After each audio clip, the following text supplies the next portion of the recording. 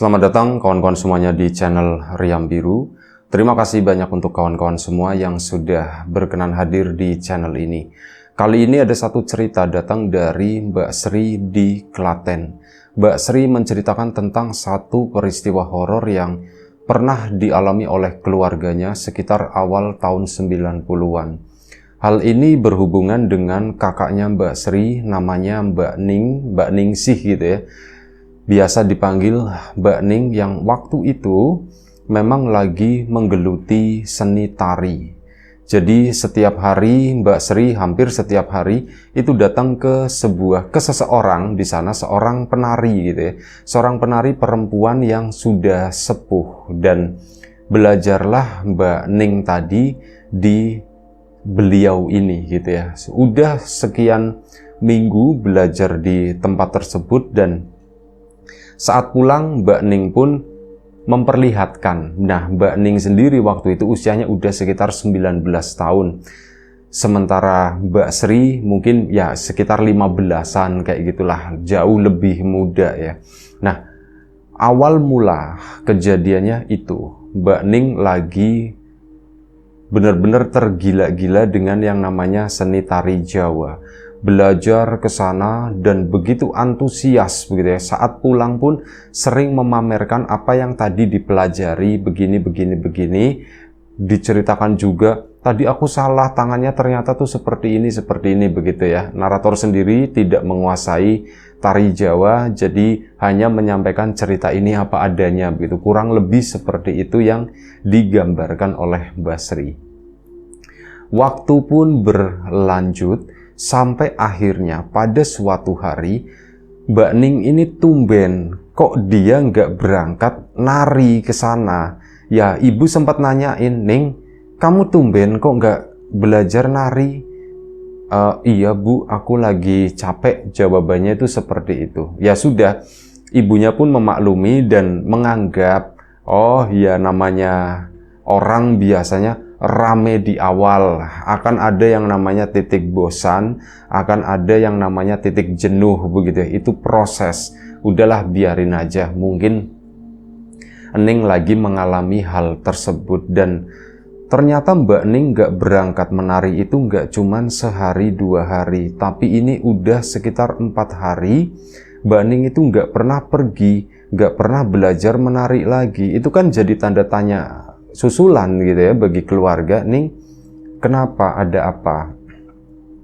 Ada apa di tempat tarimu itu? Kok kamu tiba-tiba gak berangkat seperti ini?" Ya Mbak Ningnya gak jujur, gak ngomong semuanya. Bilangnya cuman, "Nggak apa-apa kok bu, aku lagi capek aja. Ya mungkin lagi sedikit bosen," kata Mbak Ning. "Oh ya wes, nggak apa-apa."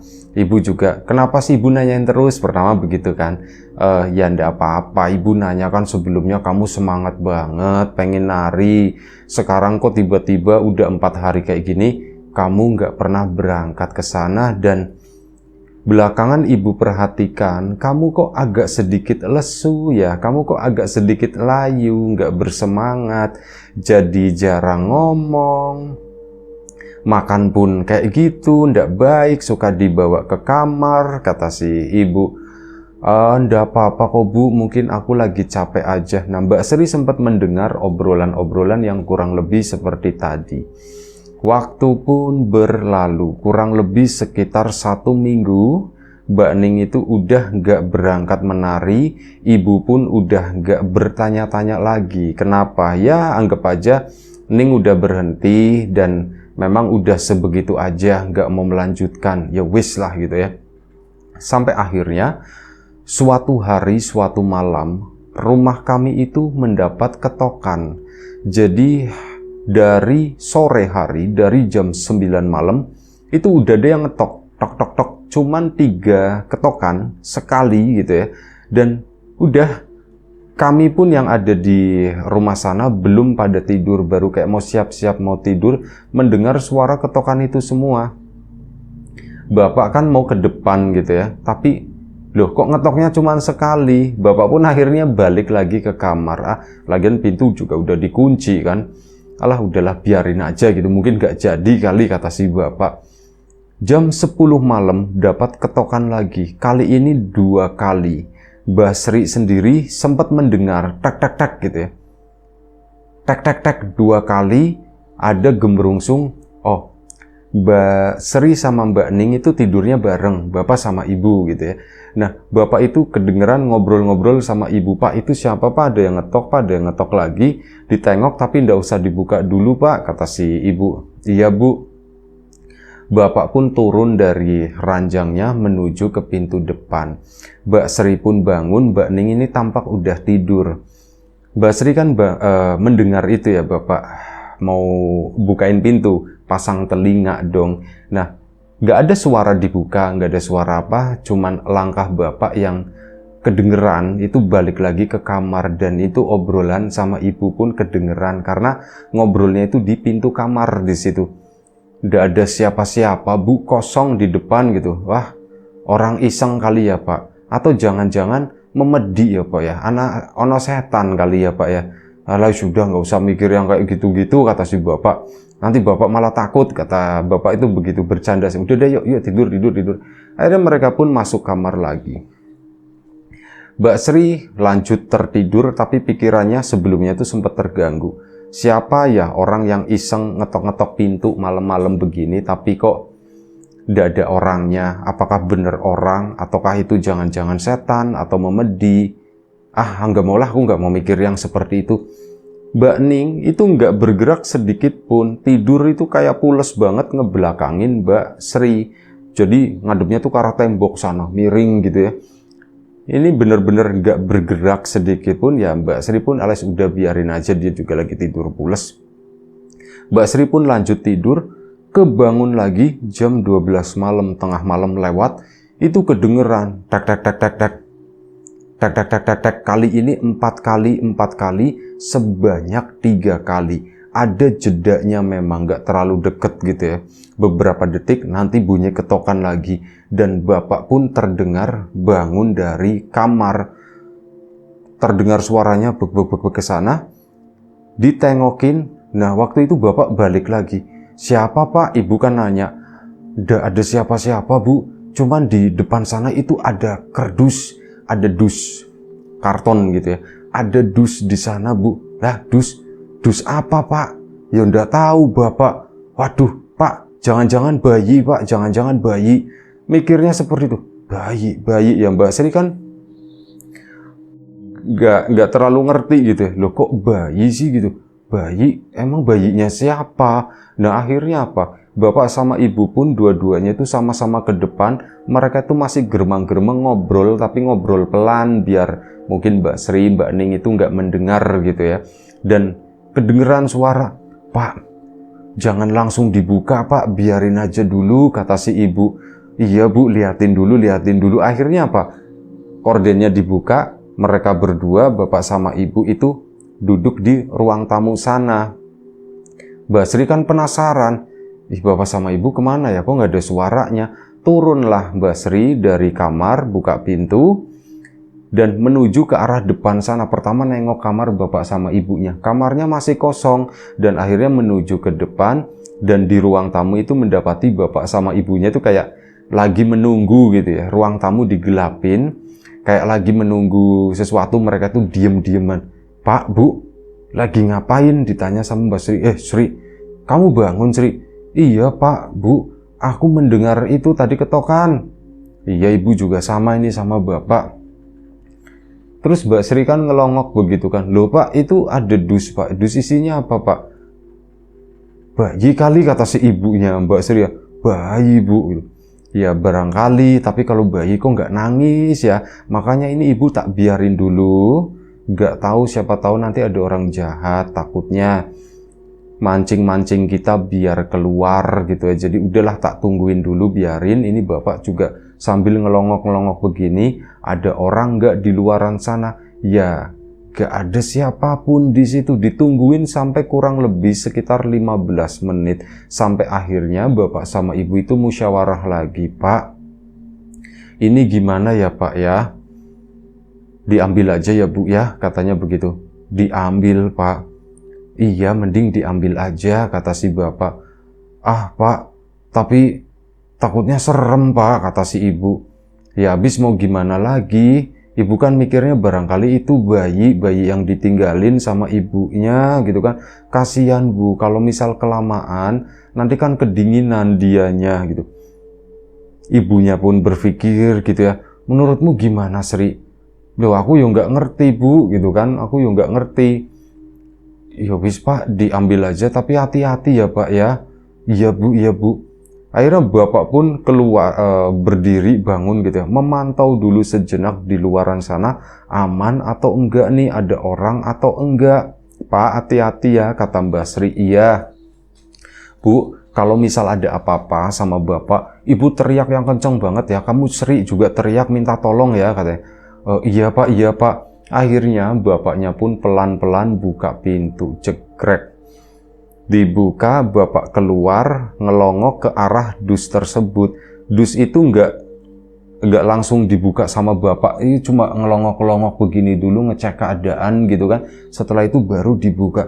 Saat dibuka, ternyata isinya bukan bayi, melainkan apa? Ada selendang, ada pakaian-pakaian, dan itu sepertinya pakaian seorang penari saat lagi tampil kayak gitu ya, bukan saat lagi latihan tapi saat lagi tampil. Loh Bu, kok ada seperti ini? Akhirnya langsung ditarik, udah Pak bawa masuk aja, bukan bayi kan Pak? Bukan Bu, bukan. Akhirnya ditarik sama bapaknya, dibawa masuk, pintu pun ditutup lagi, ditaruh di belakang pintu di sana. Lampu ruang tamu pun dinyalakan cetrek gitu kan. Pak, ini kok seperti ini, siapa ya Pak ya? Ya ndak tahu Bu, bapak juga nggak ngerti ini punya siapa. Kan dibuka kan satu persatu, ini ada selendangnya, ini kok ada kainnya, ini kok ada kayak semacam sabuk dan sebagainya gitu, kayak perhiasan-perhiasan pernak-pernik seorang penari. Pak, apa jangan-jangan ini punya Ningsih Pak? Ya ndak tahu, tapi Ningsih kan ndak punya itu Pak, nggak punya pakaian seperti ini. Kok bisa-bisanya dianterin ke sini ya Pak ya? Atau jangan-jangan salah alamat. Yuk, coba yuk bangunin Ningsih gitu. Akhirnya apa? Mereka bertiga itu sama-sama masuk, pergi menuju ke kamar si Mbak Sri, yang Mbak Ningsih tidur di situ. Mereka masuk ke sana, begitu masuk kaget. Pintu dibuka begini kan, jreng. Mbak Ningsih itu udah posisi duduk di atas kasur di pinggirnya gitu ya, di pinggir kasur, lengkap dengan pakaian penari tersebut, pakai kemben udah, tanpa make up, tapi Mbak Ning itu terlihat sangat cantik di situ. Kan pada kaget semuanya, loh, Mbak Ning sih gitu kan, dipanggil sama si Mbak Serinya. Itu Mbak Ning itu diem aja di sana, malah apa? Kepalanya tuh lenggak-lenggok begini, seolah-olah kayak mau mulai menari, dan beneran aja Mbak Ning itu bangun berdiri, cantik kata si Mbak Sri. Ya Mbak Kyuku cantik begitu, tapi yo serem gitu ya. Matanya tuh kayak kosong, jadi nggak melihat apapun, nggak melihat ke satu titik. Saat melihat ke arahnya Mbak Sri, itu cuman kayak dilewatin begitu doang. Mbak Ningsih itu mulai menari di kamar. Ya mereka bertiga mundur dong, orang Mbak Srinya maju keluar dari kamar, menari-nari tanpa musik di situ ya. Serem yang ada. Pak, ini Ning kenapa ya Pak ya? Kerasukan ketok Bu, kata-kata si bapak itu kelihatannya kerasukan Bu. Lah kok bisa kerasukan? Ini Bu kok kayak sama yang di dus depan itu ya Bu ya. Akhirnya apa? Ibunya ke sana, Mbak Sri itu masih di ruang tengah. Ibunya ke sana ngecek dus sama bapaknya. Di dus tersebut udah kosong. Nggak ada apa-apanya Pak. Dusnya kosong Pak. Lah berarti dipakai sama Ening. Tapi kapan Ningsih makainya? Kita kan tadi dari ruang tamu, terus jalan ke sana, masuk ke kamar, Ningsih udah ganti baju Pak. Bapaknya tuh cuman diem aja. Udah diem aja sini. Kita biarin. Bapak, Ibu sama Mbak Sri pun cuman duduk di bawah di situ melihat Mbak Ningsih menari. Sesekali ibu itu manggil, Ningsih, sadar gitu kan. Sadar. bilang seperti itu. Mbak Ningsihnya terus menari dan itu lama, ada mungkin sekitar setengah jam sampai bapak dan ibu itu berusaha bangun gitu ya, coba megang Mbak Ningsih gitu ya, dipegang-pegang begini, badannya Mbak Ningsih itu dingin banget katanya. Pak, lah kok ini anak kok badannya dingin seperti ini? Ningsih, ini tangannya dipegangin begitu ya. Begitu dipegangin, Mbak Ningsih itu berhenti, ya misal lagi menari, tangan satu dipegang, Mbak Ningsih itu diem begitu. Terus nanti kalau misal dilepas lagi, dia itu akan bergerak sendiri dengan lembutnya. Dipegangin, diem lagi. Kayak gitu terus sampai sekitar setengah jam. Begitu setengah jam, Mbak Ningsih itu kelambruk, jatuh pingsan di sana. Langsung kan sama ibu, Ningsih, bangun Ningsih, bangun Ningsih. Mbak Ningsih nggak bangun-bangun, akhirnya diangkat sama bapak, dibawa ke kasur sana. Di situ coba dipijitin kakinya, masih pakai pakaian tadi, dipijitin Ningsih, bangun Ningsih, sampai akhirnya Mbak Ningsih pun bangun. Pak, Bu, loh ada apa gitu kan. Mbak Ningsih itu baru nyadar. Ningsih, kamu udah apa-apa? Nah gitu. Aku udah apa-apa, Bu. Emang kenapa, Bu? Mbak Ningsih pun nyadar, loh kok aku pakai seperti ini? Nah udah kan di situ Mbak Ningsih pun, kamu gimana? Udah apa-apa, Bu, aku bisa bangun, aku bisa bangun. Akhirnya Mbak Ningsih pun bangun, duduk di kasur di sana ya. Ada bapak, ada ibu, ada Mbak Sri juga. Ningsih, apa yang terjadi? Aku ndak ngerti, Bu. Aku tadi kayak cuman mimpi. Loh, kamu mimpi apa, Nak? Aku yo bingung, Bu. Aku kayak berada di sebuah kerajaan katanya. Dan aku itu jalan sendiri, terus menuju ke orang-orang yang ada di sana yang pada duduk-duduk. Dan aku itu seorang penari, Bu, kata si Mbak Sri. Kata si Mbak Ningsih ya gitu ya. Lah, Mbak, orang sampean emang nari-nari dari tadi. Udah aku nari-nari. Nah akhirnya ibunya kan cerita, jadi begini Ningsih, pakaianmu ganti dulu, kata si ibu. Bu. Akhirnya apa? Bapak keluar gitu kan. Mbak Sri sama ibunya itu masih berada di kamar, bantuin lepasin itu, terus ganti pakai kaos, pakai celana begitu ya. Nah di situ ibunya tuh cerita, ini yang pakaian penari tersebut ditaruh di dalam dus. Dan baunya memang wangi, tapi ya wanginya tuh nggak pekat banget gitu ya, cuman kayak wangi mungkin pakaian baru dicuci atau gimana lah semacam itu. Ibunya cerita, Ningsih tadi ini rumah itu diketok-ketok, terus bapak sama ibu ya pertama nggak kelihatan, nggak ada siapapun di depan, sampai akhirnya di jam 12 tadi ya Sri ya. Iya, Bu, jam 12 lewat, Bu. Nah saat jam 12 lewat itu ada dus ini, isinya pakaian ini, dan ibu mau masuk. Loh ini kok ada hubungannya sama Ningsih? Apa jangan-jangan ini punya Ningsih? Kami mau ke kamar, kamu itu udah ganti pakai ini. Kapan gantinya? Aku juga ndak ngerti, Bu, kata Mbak Ningsih. Terus gimana mimpi kamu? Aku menari di sana, Bu, disaksikan banyak orang, dan ya aku seneng, semua mata tertuju padaku, tarianku juga sempurna, kata Mbak Ningsih. Setelah itu mereka bertepuk tangan. Nah setelah bertepuk tangan aku udah tiba-tiba gelap. Terus aku bangun-bangun ya udah di sini, kata si itu kan. Aduh, kenapa ya Pak? Ya apa yang terjadi ya? Bapak itu lebih banyak diam saat itu. Mungkin Bapak lagi berpikir kali ya, ini apa sih yang sebenarnya terjadi sama Ningsih? Satu-satunya cara ini adalah ditanyain ke Mbok Tiem katanya. Mbok Tiem, Pak, katanya. Iya, kan Ningsih belajarnya sama Mbok Tiem. Nanti Bapak coba tanyain deh ke sana, barangkali Mbok Tiem itu tahu, katanya. Iya, Pak, nanti ditanyain. Mau sekarang? Ya jangan sekarang, jam segini ya Mbok Tiem udah tidur, takutnya istirahat mengganggu. Udah enggak apa-apa, besok aja. Ini pakaian ditaruh di depan, katanya begitu. Ditaruh di depan, nanti besok Bapak ke sana deh. Udah Ningsih, kamu tidur ya. Bu, ditemenin, katanya, ditemenin sama Sri. Ningsih tidurnya, udah kalian bertiga, Bapak tidur di sini di tengah, katanya begitu. Ya wis, malam itu akhirnya mereka pun lanjut istirahat.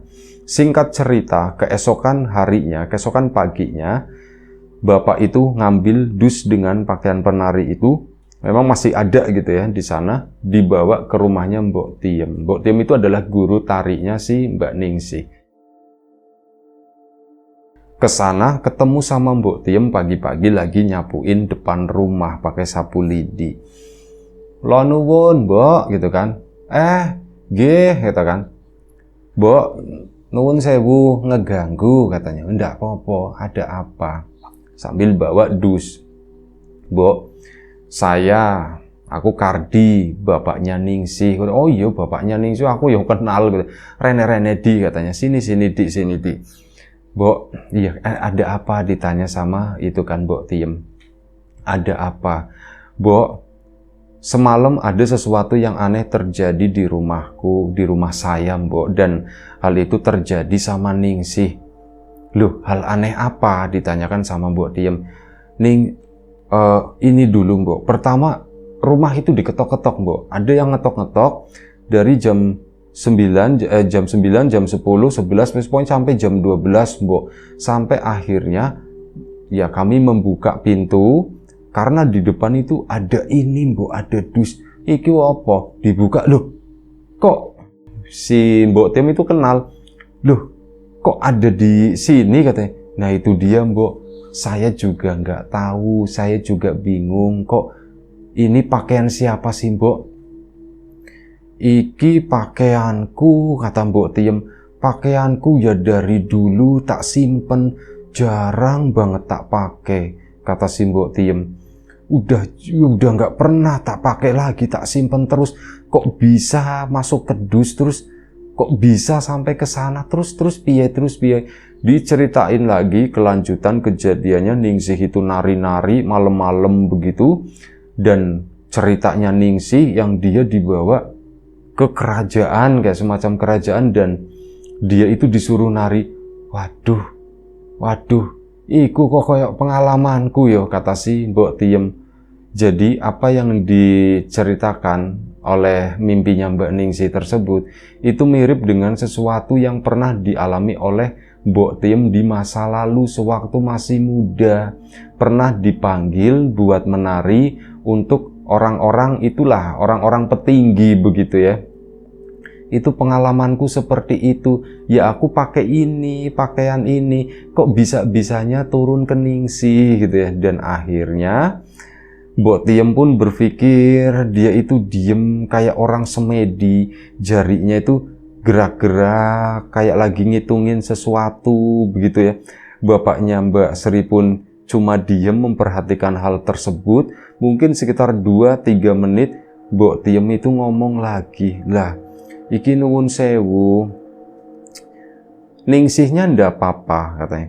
Ningsih ndak apa-apa Mbok Tiem, cuman memang sebelumnya Ningsih kan sering belajar nari. Iya, Ningsih tuh sebelumnya tuh semangat untuk belajar nari. Lah ini udah seminggu kok Ningsih ndak dateng. Ada apa? Sakit atau gimana? Si Mbok yo belum sempet nengokin ke sana. Ningsih sehat, Mbok, tapi memang belakangan sepertinya ada sesuatu yang terjadi. Ya wis, kalau kayak gitu, ayo ke rumahmu.